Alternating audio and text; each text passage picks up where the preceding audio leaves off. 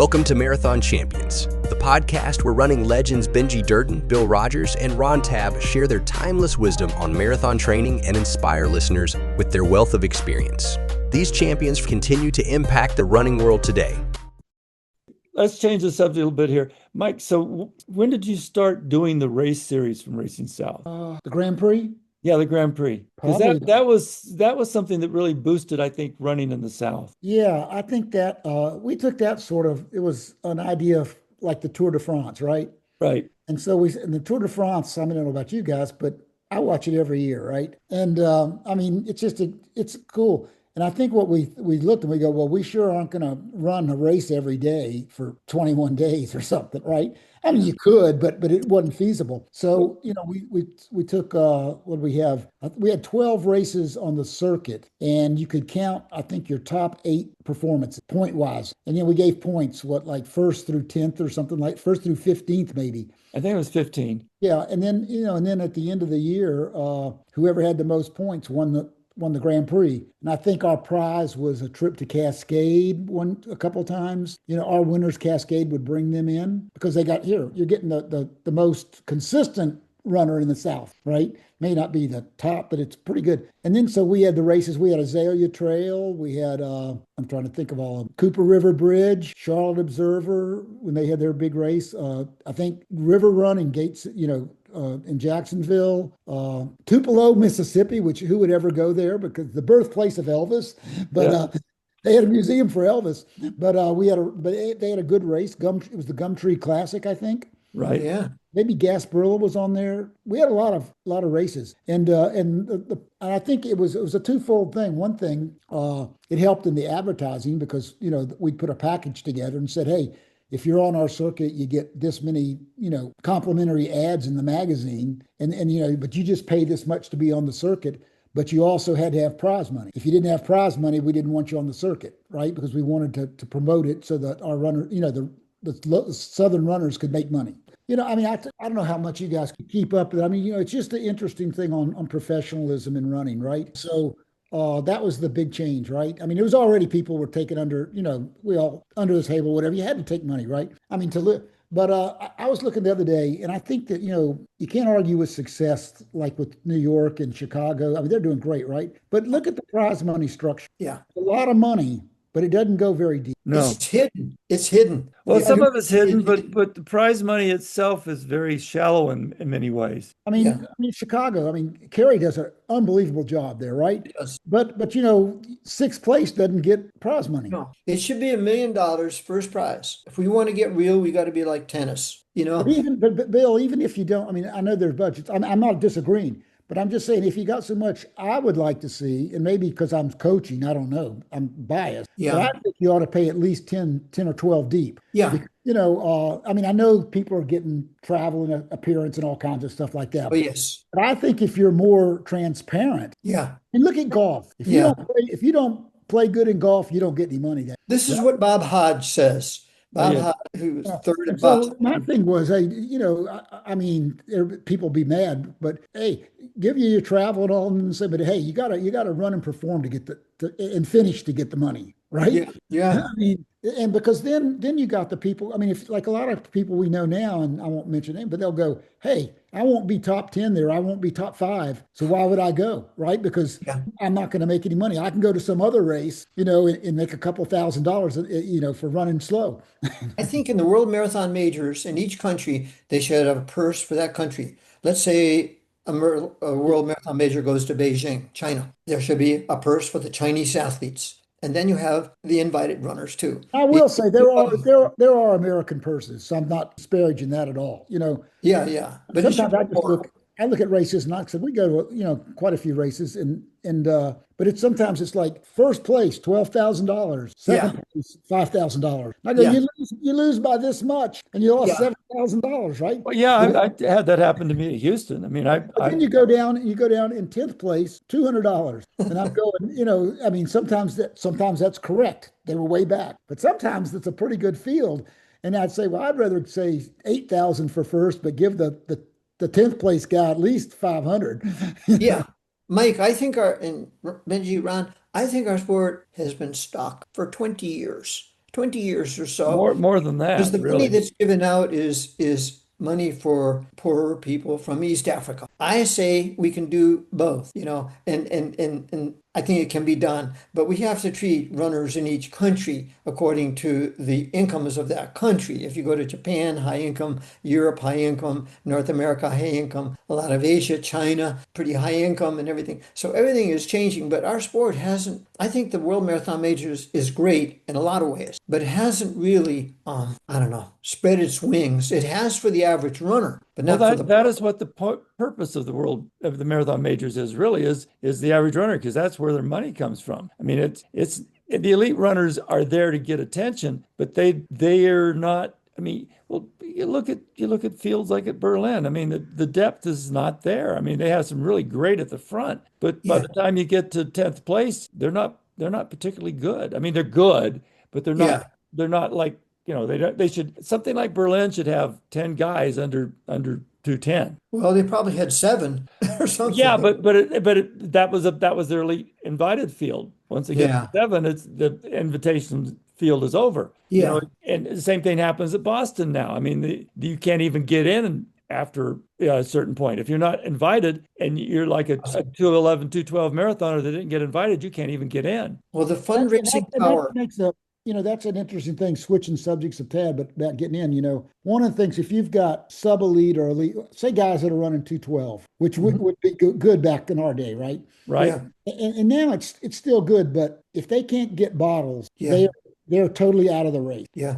And we didn't know any better back then because nobody did. We just ate whatever you could drink, you would, right? But now with the fueling strategies, we know how much fuel you need, and different people need different according to their body weight and how they sweat and everything else. But like for my guys, if we can't get bottles, it's no use going to that race. Yeah. And, and then they'll say, well, you can't get bottles unless you've run 212, and you go, oh well. You know what I think, Mike? I think what they need to do is limit the fields very carefully. New York is doing that a little better than Boston. And, bring in like 5 altitude-born runners, limit it, and then bring in runners from your country, other runners from around the world, but give the 95% of the world that is born at sea level a chance. Well, but Billy, that's not what we really were talking about. We're talking about if you're not invited by New York, if you're an American who wasn't invited by New York, Uh-huh. and you're just off the edge, you don't have your own support out there. You can't get support. What they really need to do is say, look, if you're developing American runner, we can't give you any financial support, but we'll give you ability to have your bottles out there on the course, and we'll try to make, help you find an inexpensive hotel room, and support you in ways that aren't costing us that much. Yeah. There's a coach, James McCurdy. I don't know if you've heard of him or not. McCurdy. James probably runs the largest private coaching business in the country. And he's based out of Flagstaff now. And James, he wasn't a runner, I don't think. I think he was a fitness coach or whatever, but he's learned the sport really well. And I mean, and he supports a lot of underprivileged foreign athletes, right? From Lesotho, from all these countries that probably don't have any support. And he's done a good job. So he's probably, I think one of his guys was 4th at the World Championship. And so he's got some pretty fast guys. But James, what he did a couple of years ago, and he's doing it again, is he called it the McCurdy Micro Marathon. And it was in Rock Creek State Park in New York. It's basically a 3-mile loop, not exactly, but he's got it all measured out. But what he did is he said, we'll take like 150 people in this race, and you had to have a qualifying time, but everybody gets bottled. Everybody gets bottled. And so I think that they did that in 23, and I took 2 of my athletes, and but I think 31 people qualify for the trial, right? Because they're getting bottles. They've never been able to do that before. And he's having that race again in March, I think. But those are the little things. And I thought, he thought out of the box. He said, hey, they're not going to do this the big races. We'll put our own race on, right? Yeah. I mean, he's got the details down where he actually goes out and paints the tangents on the course so that he's sort of ridiculous. I mean, I love the guy, but he goes, you got to stay on the blue line. You got to stay on the blue line. Yeah, sure. He's riding his bike, he yelled at people, you're not on the line. But he wanted him to run the shortest possible route, that was measured. Yeah. And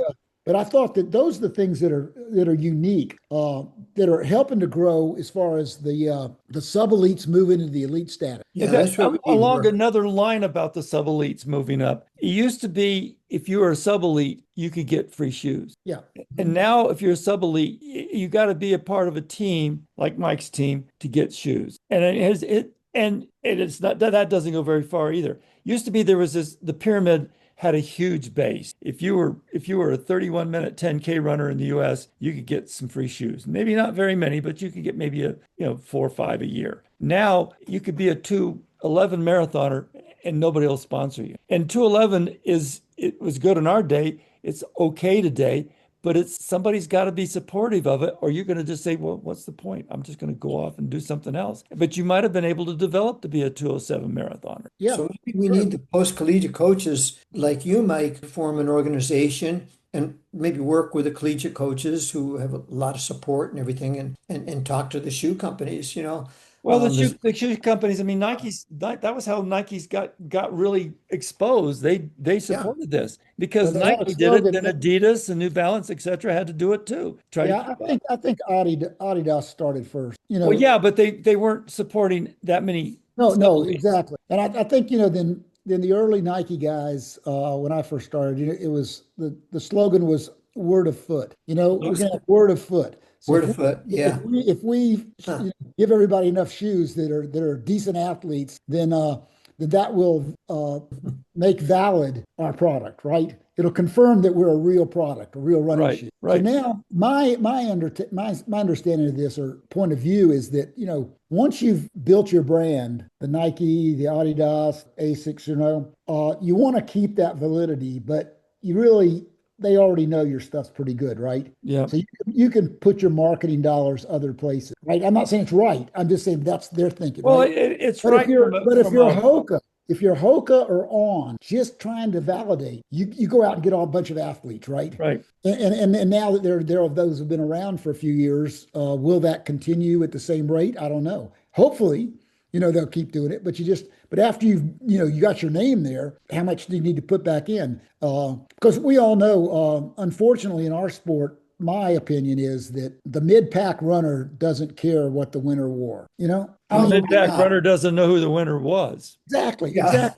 So I think that's a detriment, right? That's a detriment to our sport. And we need more people that care about what's going on up front, even though they're not up front. Because the beauty of our sport is you can line up with you guys, or you could line up with the top people. Absolutely. I mean, how many people can go out and line up, for football? You can't go out and line up with those guys, right? That's right. So the beauty is, but maybe it's also a detriment that they don't care because, they lined up with us. We're just like them. So I don't know the answer, but Benji, you're right. I mean, there's less and less money going to product placement on elite athletes that aren't the top. And I'm not trying to say that the companies are bad because of that.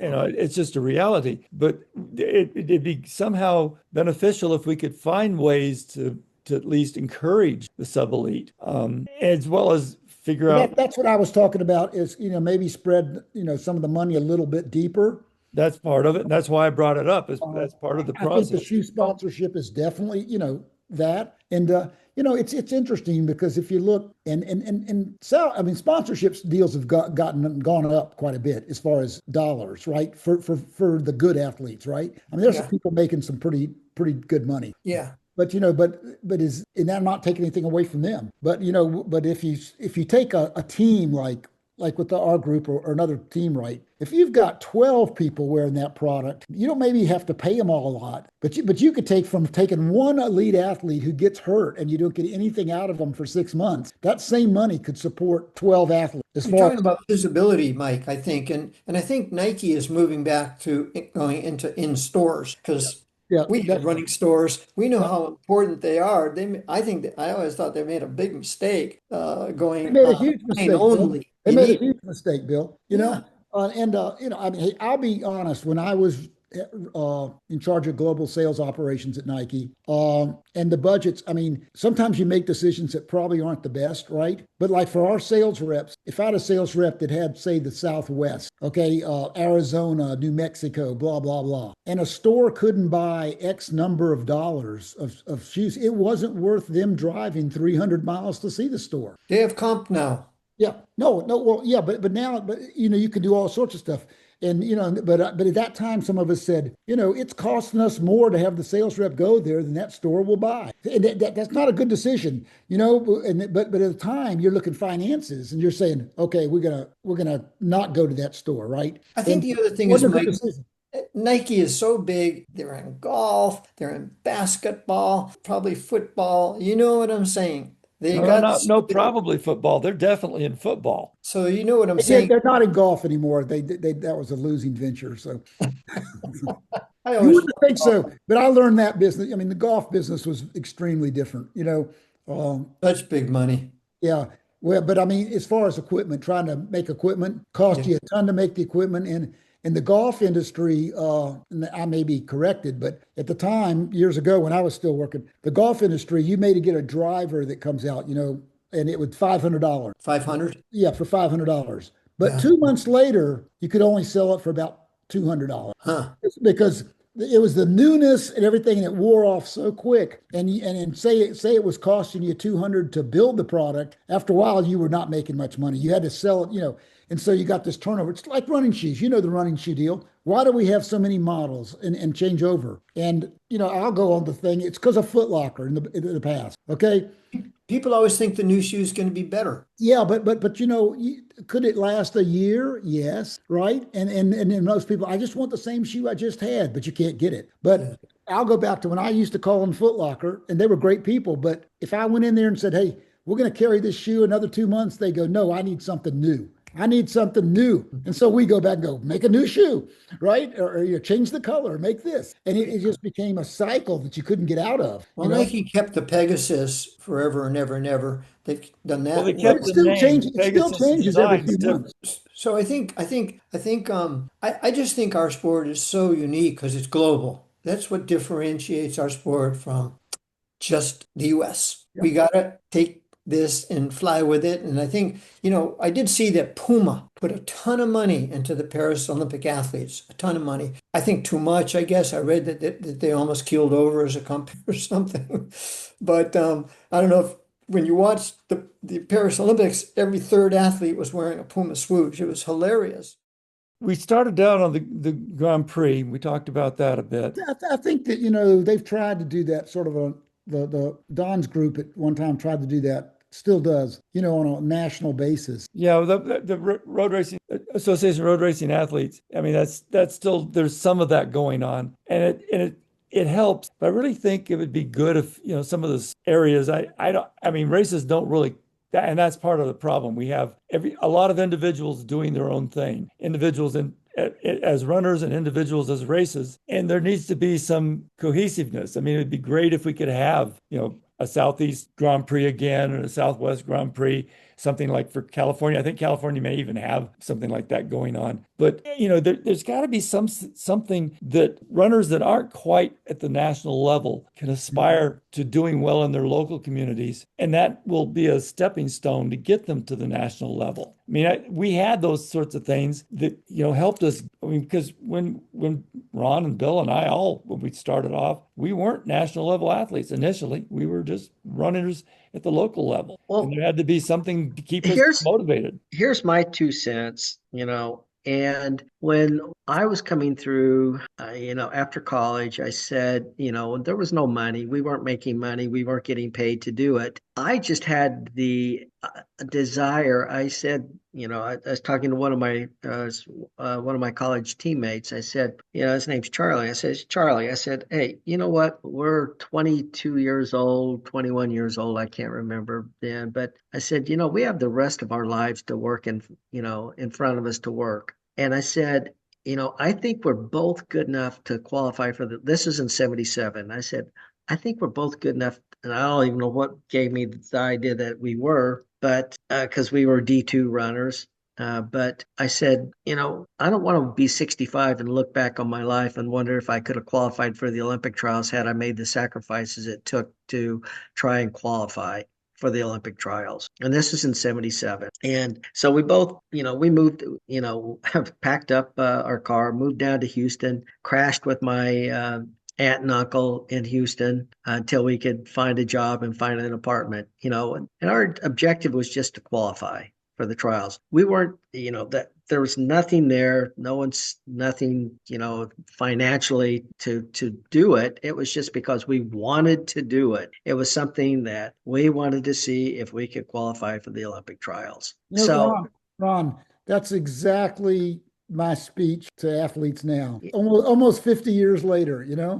I get and then when we get kids in it, our thing is, hey, let's give a shot and see if we can qualify for the Olympic trial. That's it. Yeah. So I don't care. And I don't want to hear the excuses. Well, I'm not getting support from a shoe company, or I wasn't getting any. We weren't getting support when we were back then. Benji, you didn't get anything. Mike, you didn't get. We were motivated by. Well, yeah, but we also got support and emotional support, because we were recognized as good local runners. I don't know if that's really happening much anymore. I don't know that wasn't the purpose. That wasn't the purpose. But my like reinforcement is important. Reinforcement's important. You've got to have. I don't think so. Well, you got the reinforcement. You may not have known it, but you were getting it. I mean, races thought you were important enough to give you free entries. Okay, but I don't think I can't remember if I paid it. I mean, entries were so cheap back then. Well, that's true too. But again, it's not just one thing. It's a gestalt. I was part of the Club South thing. I mean, Lee Fiddler's I just want to run was why I was running. I mean, and the Atlanta Track Club made it possible for me to run as many races as I wanted locally, you try to beat each other locally, and you got attaboys, and those as an individual you need to have reinforcement. You can't just be, okay, I'm going to do this because I want to do this. And because at some point, if nobody cares that you're doing it, at some point you give up on it. I disagree, because I did it because, but you were having success, and that success was getting reinforcement. That's relative. Success is relative. It's an individual thing. But again, you started running well in Houston. You got feedback that you were important. My first marathon after college. Yeah. Well, my first marathon was crap too. Nobody cared that I ran. 2 hours and 44 minutes. Yeah, and I wasn't much better.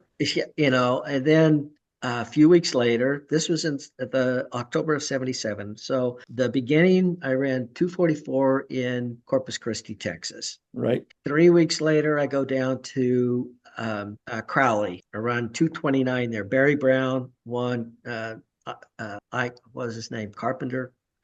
Bruce Carpenter. Chris Carpenter, yeah. Bruce Carpenter. He was second, I was third, and I ran 2:29. So I cut a big chunk of, just learning, getting kind of understanding the distance. A few weeks later, I go to, I'm getting 2:29, and we got to remember the provisional time in 80 or in 76 was 2:22 something. 2:23. It was 2:22:15 or something. Was that fast? I thought it was. I think it was 2:22:56, but maybe it was a weird number. Yeah. But I was thinking, I'm going, dang, I'm really close. I'm only 7 minutes off of qualifying. So a few weeks later, I go up to Dallas White Rock, and I go up there and I finish behind John Lodwick. I ran 2:22, and I remember how excited I was that I had met the Olympic qualifying standard for 1976. It didn't really matter what anyone else was doing. I wasn't getting free shoes. In fact, I was still trying to figure out what kind of shoes to wear at that time. So, the idea that, I was doing it I would be supported by. Well, no, I wasn't trying to suggest that you were getting support. I was just saying you had positive feedback just of your own at that point, but getting third at Crowley, I'm sure that they gave you a prize, a trophy or something. I mean, you were being recognized as as being a decent runner by somebody. That was I can't, I don't know if that's the You case had because there were trophies. I got second at Crawley the yeah. next year. Okay, if I got one, I don't know. But anyway, that wasn't I wasn't looking for the trophy. I was looking for No, but yeah, I the, know that's I not why was, you were doing it. I But was the looking fact for that you did it I was was a challenging myself. well, yeah, and I was And too. But the fact that we were these little almost we were unaware of these little support mechanisms, these little reinforcement mechanisms. Those Yeah, you know what I reinforcement think, Benji? I think that what Ron's describing in both, I think if you look in the psychological part, there's, been fine. You were with harmonious passion. You yeah, were doing it for the love of doing it, right? right. And want to see if you can get better versus compulsive or obsessive passion, which you're sort of doing it for other means. You're doing it for money, or you're doing it for somebody else's approval, and I think harmonious passion is where all of us came from, Oh, as far yeah, as yeah, I well, agree with that completely. But I do yeah, think that the fact that, I mean, at some point, I don't think the harmonious passion would have kept us going because at some point, the sacrifices we were making, even though we didn't really recognize those as sacrifices, those yeah. sacrifices would have eventually worn us down. Yeah. Well, I thought if I qualified for the trials in 80, that was probably going to be the end of it. I didn't expect to do anything beyond just going to the Olympic trials and just saying I did it. That was the whole thing. I just wanted to prove to myself that I was capable of running well enough to go to the trials. Things changed when I started running better, but but the beginning was just try to get that qualifying time. I'm in my early 20s. I have the rest of my life in front of me to work. Mhm. And yeah, so that's how it came about. And then all of a sudden, there was more incentive to run because we were getting equipment, we were getting trips, we were getting paid to do it. And so, I mean, that sweetened the pot, obviously. But, my initial reasoning for running was just to say I qualified for the Olympic trials. Ron, I think that's prevalent still today. I mean, especially if you looked and I think we, have known that, okay, they put the trials qualifying at 216 for men, 237.30 for women. Now the women that are running 220 something doesn't make a difference back, just to say they qualified, they want something else. But there's going to be 100 women that probably run between 235 and 237.30. And the only reason they're doing that is to say they qualify for the They Olympic. qualified for the trials. Yeah. And you know what it is? It's going to create a cloud around them of their families are going to be very excited about that and their friends, right? More, I mean, and they're all going to enjoy that whether they finish 10th, or 200th at the trials. Yeah. That's going to be a momentous occasion in their life that they'll never forget. So I think that goes back to what you were doing. Same thing. I mean, and it means a lot to you. I think it means more to people now, maybe than just them, because we didn't have all of our families caring about it. My family didn't come up to when I made the team. My family didn't come up there and they kind of followed what I was doing, but it was sort of, eventually I was going to grow up and get a life, which I fortunately I remember, didn't I have to remember do. people. Yeah, I remember Benji when you were under that. It wasn't a stress for you. It had been stress for other people. But when are you going to get a real job, Benji? I remember that. Oh Yeah, yeah. but I was, we came from a time when it was the culture, not just in running, but the national culture was that you should do what you love, and so we didn't feel the same pressures that some of the kids today probably feel because if we could survive, that was all that was necessary. But I did have definitely both my family and my ex-wife kind of felt like, it was at some point you're going to have to quit doing this and get life. Ron, I mean, this is interesting to talk about Benji there, but I think your previous marriage was actually a catalyst at the time because of that. I think that your wife was saying, "You better." I mean, didn't say it out loud, but the thoughts were there. You better run good, and or quit running, right? And because I used to see that. I mean, the drive was, I need to prove this to my wife's family. Yeah, yeah, yeah, and there are lots of little things that made us what we were. And for me, though, I mean, Fiddler was sort of infectious.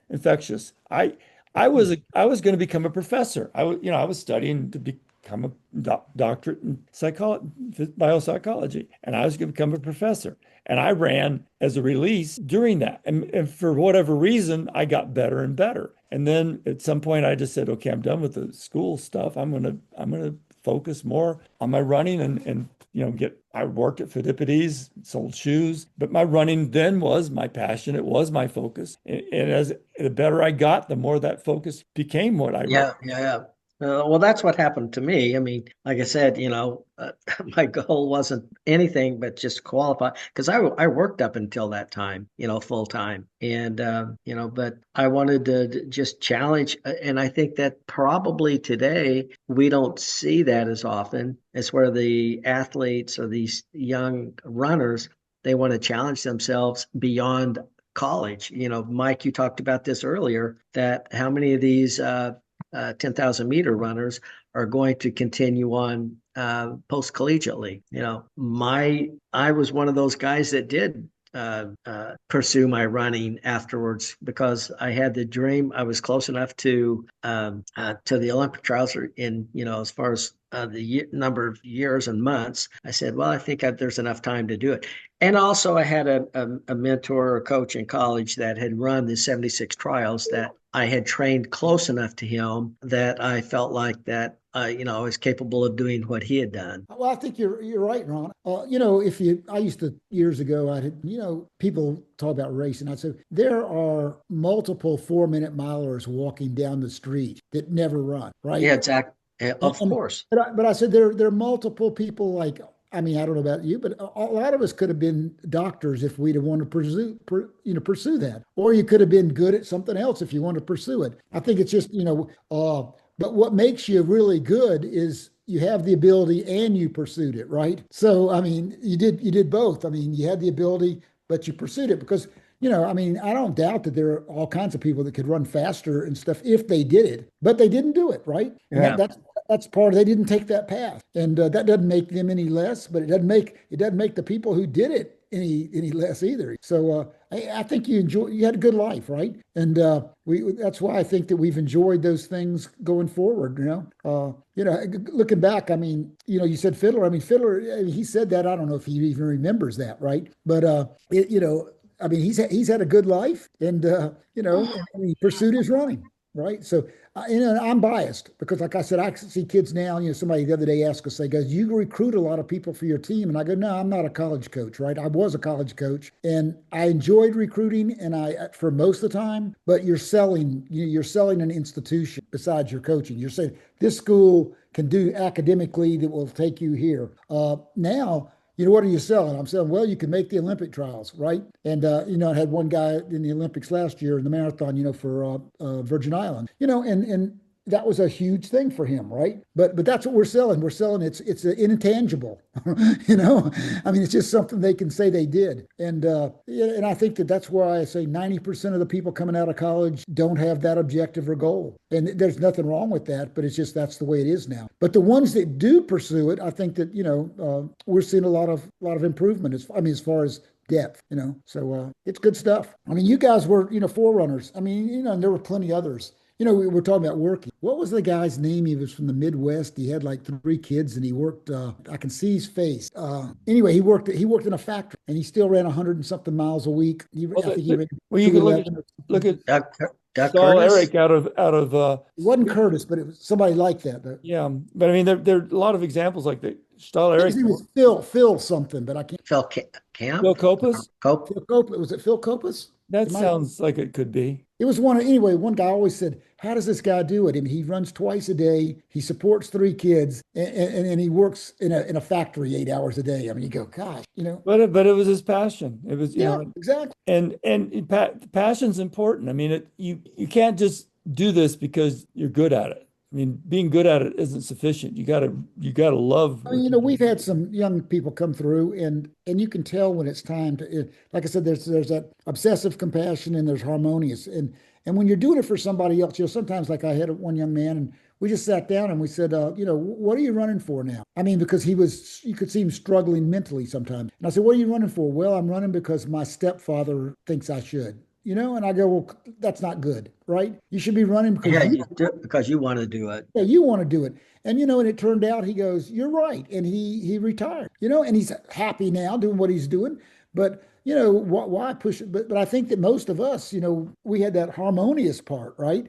We enjoyed it and it was something we liked to do, whether we got remunerated for it or not. But fortunately you got remunerated for a little bit. Yeah, I mean, I made enough money that I put some away in a retirement plan, and I'm not rich, but I'm comfortable. Ron, you might not. I mean, it's funny when Benji first approached me about coaching with him at the time, he was already running good. I mean, that wasn't an issue. But he said, "Hey, I'm going to give you 15%." And I go, "Why?" And he goes, "Because if I'm paying you, I'll do what you say. If I'm not paying you, I probably won't do what you say." I learned as a coach that you have to, I used to not charge Yeah, when I was coaching privately. And I found that if I didn't charge, they didn't always follow the schedule. exactly. Yep. So No, it was a I thought, learning. I mean, it was a learning. Benji didn't probably mean it for me to learn, but I learned then. And so now, even though if people approach us, on a private side, they'll go, "What?" And I'll go, "Hey, I'm going to charge you this because so you'll do the workouts, right?" yeah. And you gotta value what you're getting. I mean, if you don't have a value of it, then it's not really that Well, valuable. so do you remember the late Jimmy Carnes? So Jimmy, was the Yep. head of the Florida Track Club, when he started with Jack and all. So I was working for Jimmy in Gainesville, while we were running. And one day he gave us these like a bunch of little coupons. And he said, "I want you to go around the University of Florida campus and give out these coupons that they can get in for half price to the track meet this coming weekend." And we said, "Well, we don't even charge for the track meet." He goes, "Well, we are now. We're going to charge $2. We're going to charge $2 to get in the track meet." And he said, "But you're going to give them a coupon that they can come for $1." And we all went, "He's crazy. What are we doing this?" Anyway, we did. We went out, we went to sororities, and the fraternities. We handed all these coupons out, right? They filled up the stadium for the track meet. Everybody, because they go, "Oh, this track meet costs money. It must be important. It must be a value," right? I mean, it was a brilliant piece of marketing. And speaking of that, one time we were opening an athletic attic in a mall, no, not in a standalone store. I remember a standalone, and he said, "I want you to go and rent 4 cars and park them in the parking lot." And I go, "What?" He goes, "No, that way they'll think a lot of people are in the store and people come in." And we did, and people said, "Oh yeah," but they came and they go, "Where are all the people?"